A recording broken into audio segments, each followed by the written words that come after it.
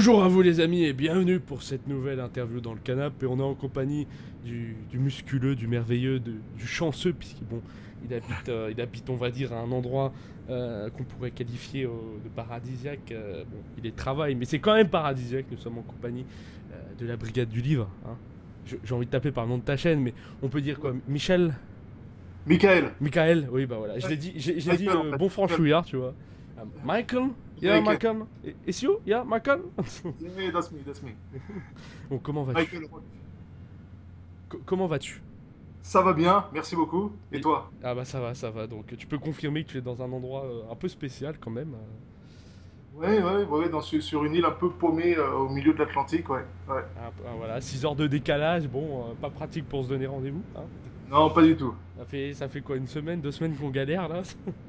À peu Quand près, c'est ouais. pas toi, c'est moi, quand c'est pas moi, c'est toi. Mais Bah, bon. on a fini par y arriver, quoi. Eh ouais, bah il faut bien, il faut bien.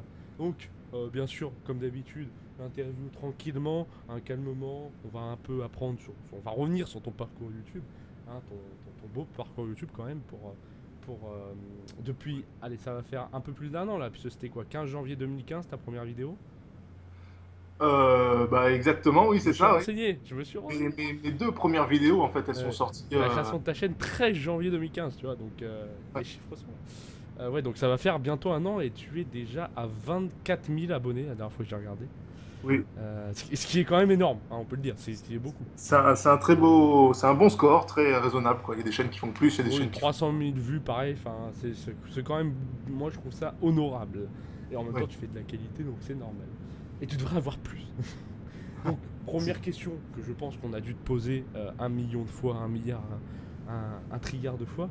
Pourquoi avoir commencé YouTube? Parce que bon, faut bien une petite histoire, tu vois, un petit peu de croustillant, mais surtout pourquoi le nom La Brigade du Livre? Pourquoi? Bah, à la base, en fait, on est deux potes, deux collègues écrivains, Lilian Péché et moi. Et en fait, Lilian, lui, avait un blog, comme n'importe quel écrivain. En fait, il tenait un blog sur lequel il s'amusait en fait à descendre des auteurs qui lui envoyaient des manuscrits à corriger, en mettant en scène une brigade de la SFFF. Ça veut dire science-fiction, fantastique et fantasy.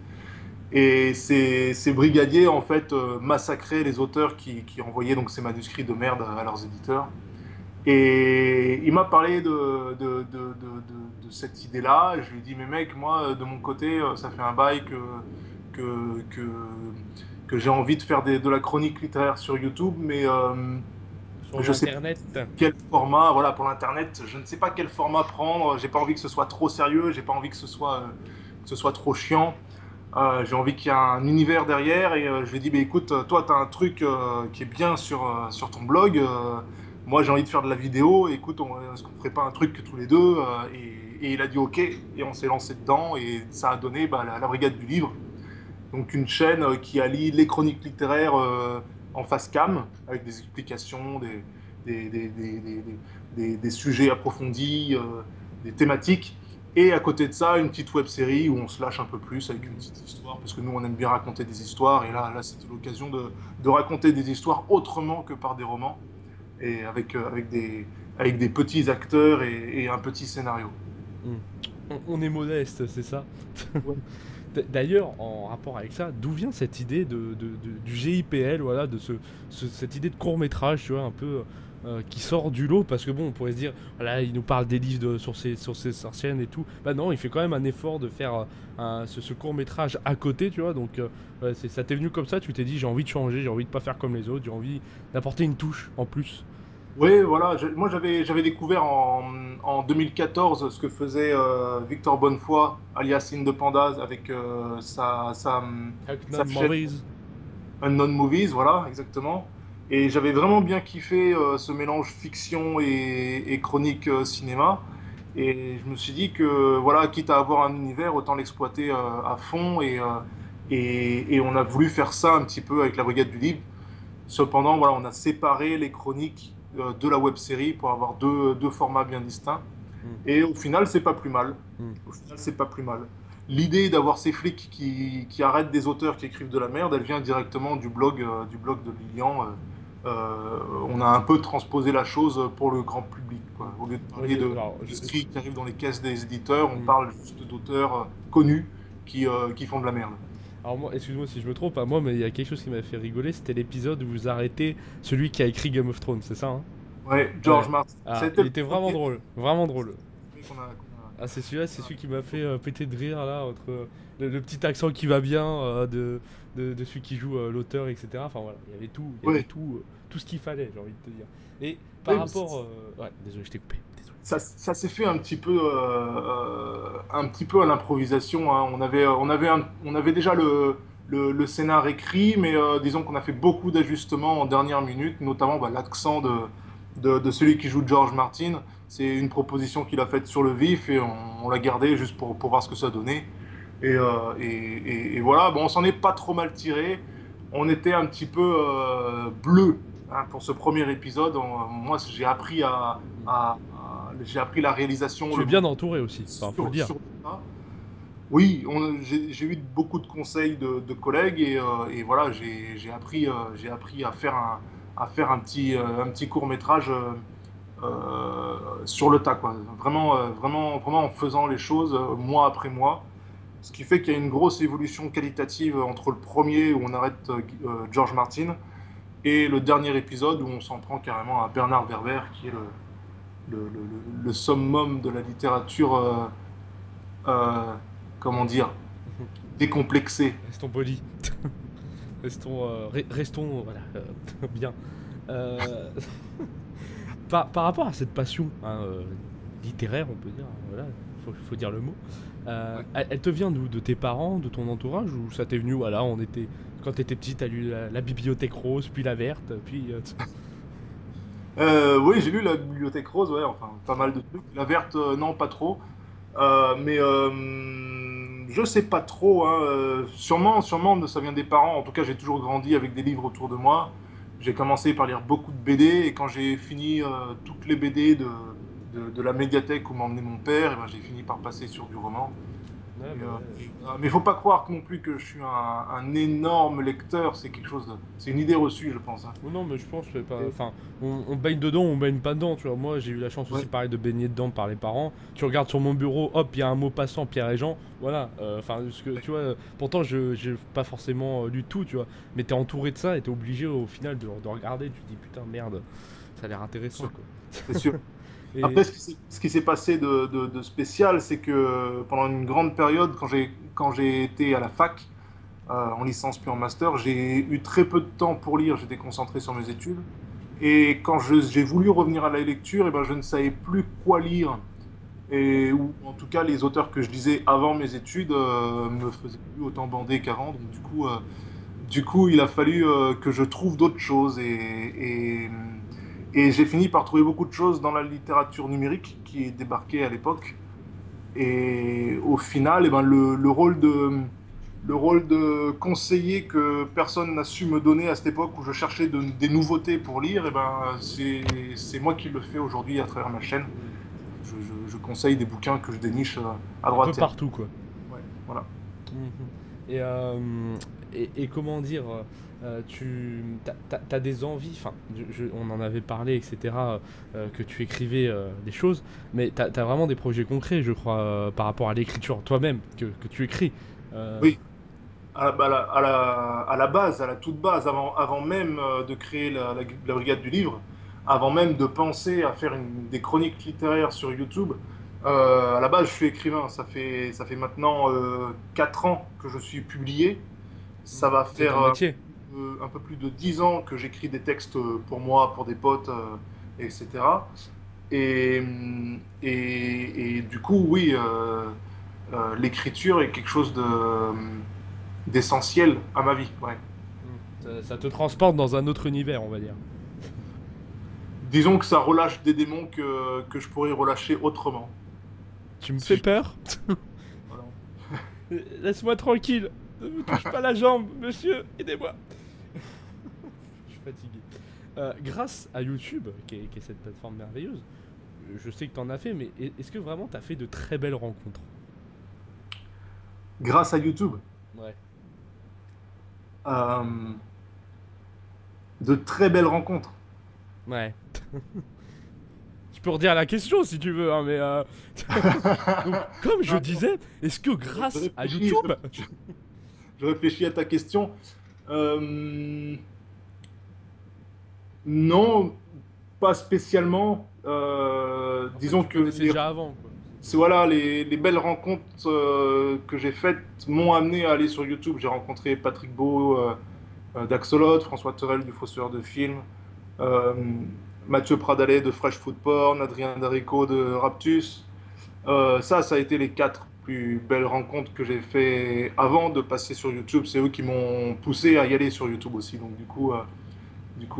voilà, je leur dois beaucoup. C'est d'excellents amis.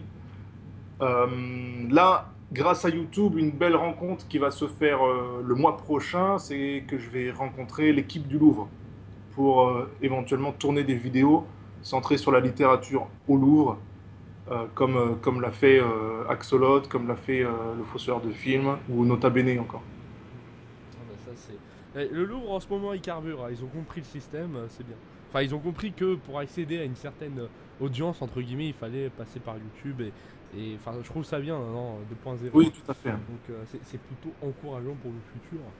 Par rapport à ton année 2015, quels sont vraiment tes ouvrages que tu as retenus ou coup de cœur vraiment ou est-ce que tu en as eu déjà? Des ouvrages coup de cœur en 2015. Ou des euh, ouvrages que tu as aimé lire, hein, pas forcément non plus le coup de cœur de ta vie? euh, En 2015, hein, pas en 2016. Hein. C'est-à-dire que tous les bouquins que j'ai lus depuis 3 mois, j'élimine, c'est ça? Ah bon, allez, 2015, début 2016, hein, je suis gentil, je suis beau jeu, hein, je suis fair play. euh, Ok, bah il y a les nefs de plongée par exemple, qui est vraiment magnifique. Une plongée dans une atmosphère, dans un autre monde là pour le coup. Hein. L'auteur il a pensé à tout, il a modifié, il a trouvé des nouvelles formes de langage, nouvelles formes de hiérarchie, euh, des nouvelles coutumes. Et ça m'a vraiment fait penser à un travail similaire qu'avait fait Tolkien pour son univers à lui. Euh, je pense aussi peut-être à Asimov. En ce moment, je suis en train de lire Asimov, par exemple. Et ouais, Les Nefs de Pangée, c'était vraiment très très chouette. Ça, je l'ai lu début 2016. hmm. Et disons que si un bouquin pouvait faire le pendant, euh, ce serait Découper l'univers de Christophe Siebert. Et ça, c'est un bouquin un peu particulier puisque c'est de la poésie contemporaine en prose. Et j'y suis vachement sensible. J'ai beaucoup lu William Blake, par exemple. Il n'est pas si contemporain que ça, hein, il est plutôt classique. Mais ça y ressemble un petit peu. Il y a un petit côté moins mystique, mais beaucoup plus nihiliste et réaliste. Et moi, je kiffe ça. Voilà. Ah, tu surkiffes quoi, c'est ta Ouais, cam, on peut le dire. ouais, Euh, c'est ça. Par rapport à ton année 2016 et à ta future année 2007, quels sont vraiment tes gros projets en dehors du Louvre, parce qu'on en a déjà un peu parlé, mais vraiment quels sont tes gros projets d'écriture, de vidéo, pas forcément sur YouTube, hein, mais en général autour de la littérature, pour 2016, 2017, pourquoi pas 2018, si vraiment c'est un gros projet. Alors, dans les mois futurs, là, je suis en train de travailler sur un jeu vidéo qui va sortir avec mon éditeur actuel, qui sera un jeu vidéo sur smartphone, un jeu textuel, donc il n'y aura pas d'image, c'est uniquement un jeu de texte, un dialogue entre le joueur et le personnage qui est à l'intérieur du jeu. Ça s'inspire assez des livres dont vous êtes le héros. Et on ne devrait pas tarder à lancer une campagne de crowdfunding pour financer la moitié de ce jeu. L'autre moitié a déjà été financée. Comment dire, les développeurs ont commencé à bosser sur l'application. Et Toi t'écris ça- en fait le scénario, entre guillemets, t'écris le fond, la trame, quoi. exactement, c'est exactement ça. Ouais. C'est pas, ouais, ouais, oui. Parce que je me suis dit, oula, maintenant il commence à coder. Cet homme est un couteau suisse, c'est pas possible. Non, non, moi je suis juste au Et scénario en et plus, puis il cuisine et il fait le repassage, mesdames, hein. Il faut y aller là. Et il y a une équipe de développeurs à côté et voilà, et l'éditeur qui chapeaute tout ça. Ça, c'est un gros projet pour cette année. J'ai aussi un autre j'ai deux projets de bande dessinée. Un qui est en lien directement avec la Brigade du Livre et l'autre qui est une demande d'un éditeur de BD pour qui je fais le scénario aussi. D'ailleurs, je voulais te demander, parce que tu avais déjà mis des illustrations sur ta page Facebook par rapport à la Brigade du Livre, enfin surtout à la GIPL, etc. C'est toi qui les as fait ou c'est des amis à toi et par exemple qui vont pouvoir collaborer avec toi sur une bande dessinée ou... Les illustrations, non, c'est toujours des cadeaux qu'on me fait. C'est Hmm. des. Elles sont vraiment très belles, hein, elles sont vraiment très réussies, Ouais, celles qu'on t'a envoyées. Donc ouais. par exemple pour la bande dessinée, tu comptes faire comment? Tu comptes travailler avec quelqu'un, ton éditeur va te mettre en lien avec un dessinateur, etc. Alors pour la bande dessinée du GIPL, j'ai contacté une des personnes qui m'a envoyé un fan art que j'avais vraiment apprécié, qui est donc Lolikata, c'est son pseudonyme. Et elle dessine vraiment super bien, cette fille. Et du coup, on prépare un dossier qui est constitué des trois premières planches de la BD, du synopsis du premier tome, du résumé des tomes suivants. Et on va essayer donc de soumettre ce projet à des éditeurs comme des éditeurs de BD comme Dargo. Voilà. Mm. Bah, ça en fait des choses quand même, hein. Là, tu vas pas chômer. Et en plus de ça, il faut le signaler que tu travailles dans un restaurant, hein, parce que cet homme Oui, ne s'arrête jamais. Cet homme vit H24, hein, pour vous, évidemment. faut bien manger un petit peu, oui, c'est sûr. Des vidéos YouTube, il travaille dans le restaurant, il fait les BD, il va faire le Louvre. Mais cet homme, tu es fou. Il faut t'arrêter, il faut te reposer. Hein, bon, tu as les pieds dans l'eau, On mais se quand repose même. comme on peut. Toi, tu te reposes en écrivant, hein. Tu chômes. Non, on aura le temps de dormir quand on sera mort. C'est une très belle phrase, mais qui fout un peu le bourdon. Euh, du coup, par rapport, on va peut-être revenir un peu sur ça, parce qu'on en a parlé rapidement. Par rapport au Louvre, on t'a déjà quelques pistes de comment cela va se dérouler un peu. Je te parle pas de tout, faut garder un peu le secret. Mais par rapport au Louvre, voilà, parce que bon, Nota Bene a fait, par rapport à l'histoire, bon là, ça tombait bien, le Louvre, voilà quoi. Bourré d'histoire, voilà, Fossoyeur du film, dans son domaine pareil, Axolot vraiment axé sur les découvertes un peu étranges, etc. Toi, tu comptes faire ça sur quoi un peu vraiment? Tu as déjà des Sur la idées de... littérature, mais qu'est-ce que c'est que cette question? Non mais je m'en rends compte. Mais voilà, tu comptes faire ça comment? Comme eux, une visite d'endroits où voilà, comment le Louvre est décrit dans les livres, dans l'imaginaire littéraire ou comment? Ça va plutôt être l'inverse, je pense. Comment les œuvres d'art que l'on trouve au Louvre ont fourni de l'inspiration, ont inspiré les écrivains de toutes les époques. Il y a beaucoup de références dans la littérature aux œuvres qui sont au Louvre. Euh, je pense notamment au bas-relief qui représente l'Odyssée d'Homère, par exemple. Ça a été le premier grand roman de l'histoire. Euh, il y a aussi pas mal dans toute la littérature classique, il y a pas mal de références justement au monde grec. Euh, et même dans les tableaux de la Renaissance, les tableaux de l'époque moderne, tout ça aussi on fournit des- comment dire, des supports à l'imagination de nos auteurs, Hmm. comme Alexandre Dumas par exemple. Ça fait chaque pan de la culture en fait trouve des échos dans les autres Domaine. arts qui l'accompagnent à son époque de toute manière. Hmm. Donc ouais, tu vas un peu nous plonger là-dedans, quoi. Et avoir Voilà, l'honneur de rentrer dans le Louvre en tout à fait, exclusivité, en on va se VIP. plonger là-dedans. J'en dirai pas plus parce qu'il faut quand Oui, même bah oui. qu'on garde un petit peu de mystère et ça rend la chose plus Mais tu es un sexy. petit chanceux. Ouais. Franchement, le Louvre pour toi tout seul, c'est pas donné à tout le monde. Mais c'est vraiment, enfin, je trouve, pour parler de ça, c'est l'initiative que le Louvre offre à des gens, tu vois, des vidéastes ou même des gens, pas forcément sur YouTube, mais en tout cas, voilà, des vidéastes pour YouTube, c'est vraiment extraordinaire, quoi, tu vois. Euh, même, même par exemple par rapport à toi qui est entre guillemets, et je dis bien entre guillemets parce que pour moi c'est quand même énorme, 24 000 abonnés, mais quand tu compares par exemple au Fossoyeur du film ou Axolot, tu vois, c'est une autre échelle et pourtant ils te font confiance, tu vois. Je trouve ça quand Oui. même gentil de leur part, quoi, franchement. Ben, c'est deux foyers d'audience Ah différents oui, aussi. oui, complètement, mais je parle que tu vois, en fait, t'as d'autres partenariats qui vont dire oui, non, nous c'est un type de youtubeur, c'est ceux qui font le plus, tu vois. Enfin, tu sais, t'as des gens un peu comme ça aussi. Ouais, ouais. Et oui, ils sont vraiment axés sur qu'est-ce que ça peut apporter à la culture en général, et que ça peut apporter de plus, quoi. Donc c'est vraiment ça qui est bien. Pour finir, j'aimerais revenir sur voilà, la GIPL, etc. T'as d'autres envies de court-métrage ou de web-série à côté où tu veux développer en fait GIPL et continuer dans cette lancée, quoi. J'ai d'autres envies, oui, mais je n'ai absolument pas le temps de m'y plonger. Ah, ce n'est Avec- qu'un homme, hein. Voilà, hein. Et encore, c'est Et, nous. et oui, oui, malheureusement, je n'ai pas le temps. Oui, je voulais développer une petite chaîne un petit peu plus personnelle, peut-être un peu plus vlog, et raconter mon quotidien, Ah bah. mais disons de manière romancée, si je puis dire. Hmm.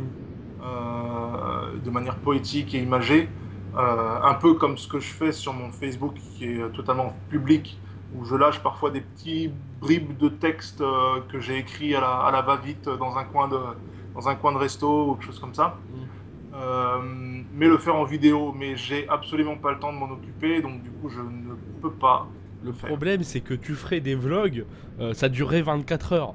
C'est voilà, y a tellement de choses, c'est ça que Ouais, ça serait des vlogs de 24 heures, tu vois. La vidéo qui dure 24 putains d'heures, tu vois. Donc, oh là là. Bon, j'espère. après, j'ai un copain qui s'appelle Jimmy Valentin qui vient d'ouvrir une chaîne qui s'appelle Oku.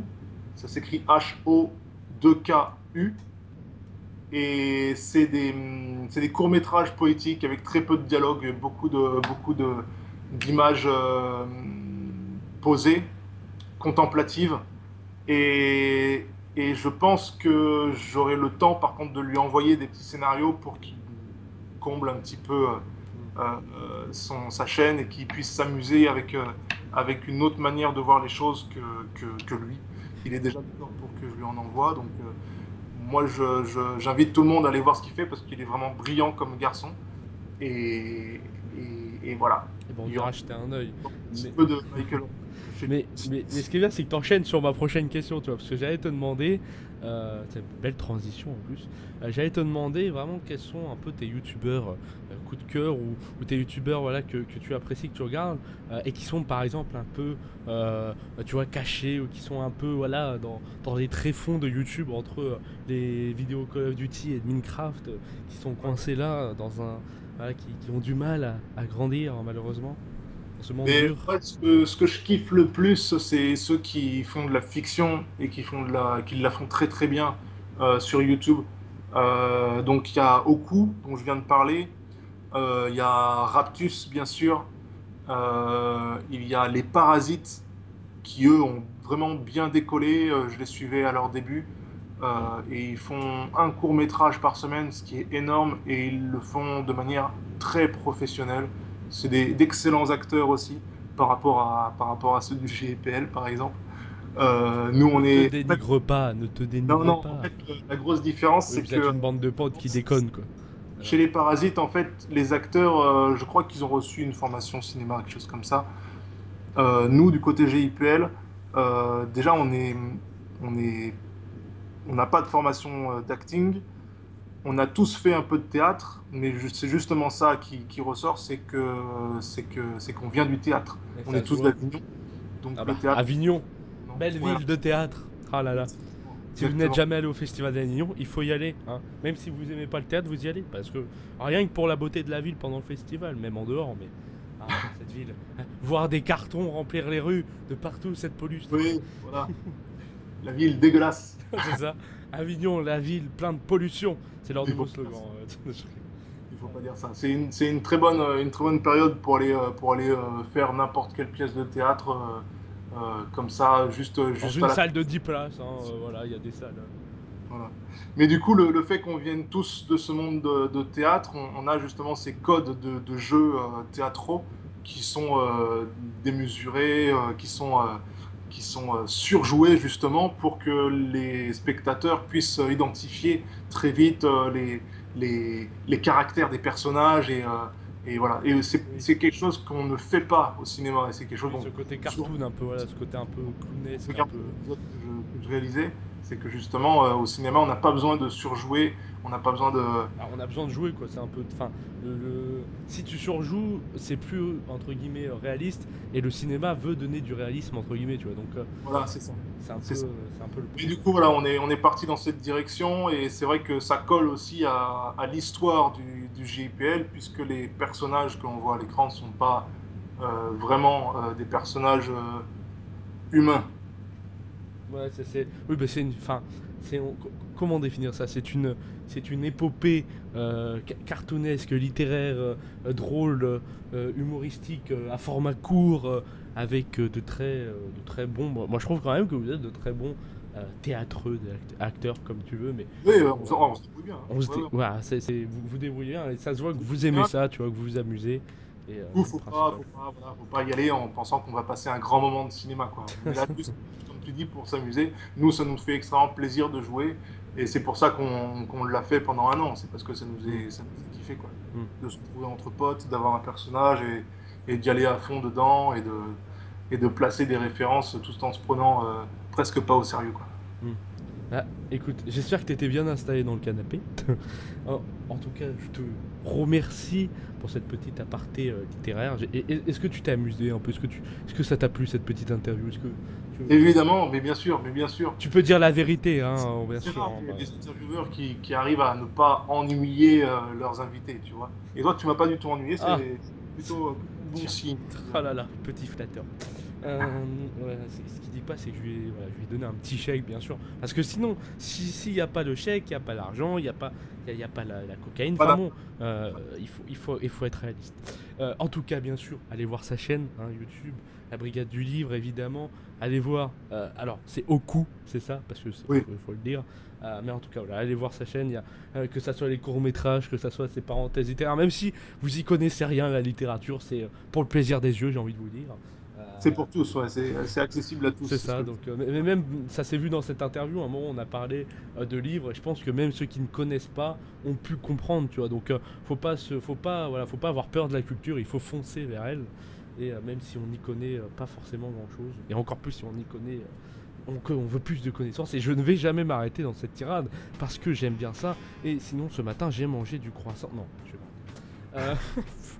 Je te remercie et je te laisse le mot de la fin, hein, et juste après ça on Merci va à toi. causer. Donc je te laisse voilà, le mot de la fin. C'est Le ton mot de la fin. moment, c'est this time là, c'est ton show must go on là, c'est ton moment.